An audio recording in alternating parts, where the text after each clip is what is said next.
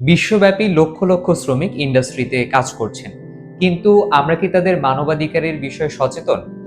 আজকে আমরা বোঝার চেষ্টা করব শ্রমিকদের অধিকার নিয়ে কথা বলা শুধুমাত্র নীতিগত দিক থেকে নয়, বরং কৌশলগতভাবেও গুরুত্বপূর্ণ। বিশ্বায়নের এই যুগে ব্যবসায়িক প্রতিষ্ঠানগুলোর সাপ্লাই চেইন শ্রমিক অধিকারের সাথে সম্পর্কযুক্ত। কারখানা থেকে কৃষি, খামার কিংবা নির্মাণ ক্ষেত্র, সাপ্লাই চেইনের প্রতিটি স্তরে শ্রমিকদের অধিকার রক্ষা করতে হবে। এই কারণে দায়িত্বশীল ব্যবসায়িক আচরণ এবং HRDD বা হিউম্যান রাইটস ডিউ ডিলিজেন্স বাস্তবায়ন অত্যন্ত জরুরি।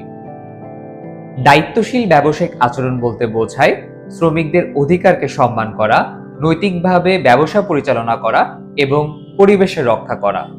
কেননা ব্যবসা শুধু মুনাফা নয়, এর কেন্দ্রবিন্দু হলো মানুষ।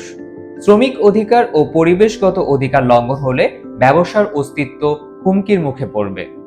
এখন প্রশ্ন হলো, কিভাবে আমরা আমাদের লক্ষ্যে পৌঁছাবো?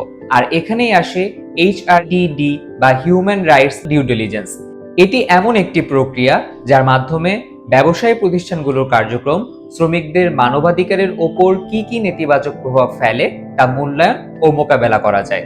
এক্ষেত্রে শুধু প্রত্যক্ষ ক্ষতি এড়িয়ে যাওয়া যথেষ্ট নয়, বরং ব্যবসায়িক প্রতিষ্ঠানগুলোকে অবশ্যই তাদের পুরো সাপ্লাই চেইনের সম্ভাব্য ঝুঁকিগুলো শনাক্ত করে তা প্রতিরোধ করতে হবে। এই ধরনের সক্রিয় উদ্যোগ শুধু শ্রমিকদের জন্য নয়, বরং ব্যবসার জন্য লাভজনক, কারণ এটি বিশ্বাস তৈরি করে, উন্নত কর্মপরিবেশ গড়ে তোলে এবং শ্রমিকদের অনুপ্রাণিত করে। এর ফলে পুরো সাপ্লাই চেইনের কার্যকারিতা বাড়বে। এভাবে ব্যবসায়ী প্রতিষ্ঠানগুলো মর্যাদাপূর্ণ কর্মসংস্থান বা ডিসেন্ট ওয়ার্ক তৈরিতে অবদান রাখতে পারে এবং সবার জন্য একটি টেকসই ভবিষ্যৎ নিশ্চিত করতে পারে।